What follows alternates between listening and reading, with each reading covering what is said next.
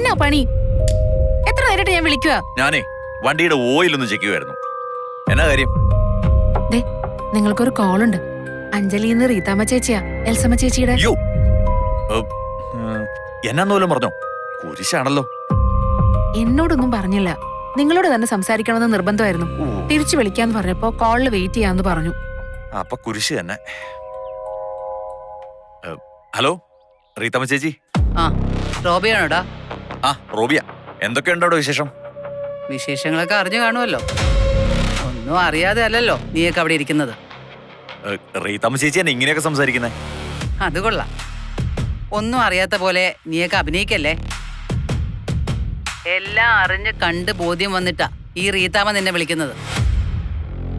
കേട്ടറിഞ്ഞതിനേക്കാൾ ഗംഭീരമാണല്ലോ നിന്റെ ചേട്ടൻ സ്റ്റാൻലിയുടെ പുതിയ മകളും.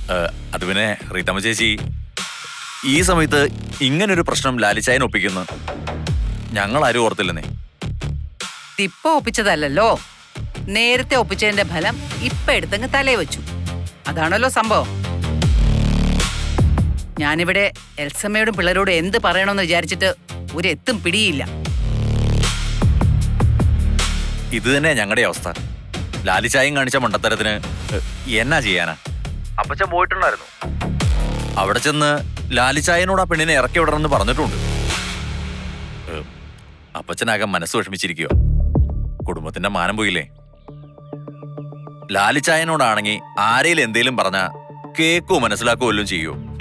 അതുമില്ല. നിന്റെ അപ്പച്ചൻ അവിടെ ചെന്ന് അവളെ പറഞ്ഞുവിടാൻ പോയ കഥയൊന്നും പറയല്ലേ റോബി. നിന്റെ ചേട്ടനേക്കാളും കാരണവരാ ഇപ്പൊ അവക്ക് കൂട്ട്. വീട്ടിൽ കാണുമല്ലോ, ചോദിച്ചോ നോക്ക് എന്നതൊക്കെയായിരുന്നു അവിടെ പരിപാടിന്ന്. അപ്പച്ചൻ അങ്ങനെയൊന്നും പറഞ്ഞില്ല. എന്തായാലും ഒരു കാര്യം മനസ്സിലായി, കൊട്ടാരമറ്റത്തുകാർക്ക് നാണവും മാനവും വഴിയെ പോയിട്ടില്ലെന്ന്. ഉണ്ടെങ്കിൽ ഇതിനൊക്കെ കൂട്ട് നിൽക്കുവോ? ചേച്ചി ചുമ്മാ കാര്യങ്ങൾ അറിയാതെ വേണ്ടാതീനം പറയല്ലേ. ആ പെണ്ണിനെ അവിടുന്ന് ഇറക്കി വിടുന്ന കാര്യം ലാലിച്ചായനോട് അപ്പച്ച സംസാരിച്ചിട്ടുണ്ട്. അയ്യോടാ, വലിയ ഔദാര്യായിപ്പോയി. നീയൊക്കെ വലിയ കുടുംബ മഹിമയും അന്തസ്സും പറഞ്ഞു കിടന്നിട്ട് എന്ത് പറ്റി? ഇപ്പൊ അതൊന്നും വേണ്ടെന്നായോ കൊട്ടാരമറ്റത്തുകാർക്ക്? ഇവിടെ അന്തസ്സിനൊന്നും ഒരു കുറവും വന്നിട്ടില്ല. ലാലിച്ചായം കാണിച്ചതിന് ഞങ്ങൾ തന്നെ വിളിച്ചു. അതിനാ റോബി നട്ടെല്ല് വേണോന്ന് പറയുന്നത്. നിന്റെ അപ്പൻ കൊട്ടാരമറ്റത്ത് ഔദക്കുട്ടി പോയി സംസാരിച്ചിട്ടും ആ പെണ്ണ് അവിടെ തന്നെ ഉണ്ടല്ലോ, എങ്ങും പോയിട്ടില്ല. അവിടുത്തെ രാജകുമാരിയായിട്ട് വാഴിച്ചു വെച്ചിട്ടുണ്ട് നിന്റെ ലാലിച്ചായ. ഇവിടെ ആർക്കും നട്ടലിന് യാതൊരു വിലക്കുറവുമില്ല. എന്നിട്ടെന്തേ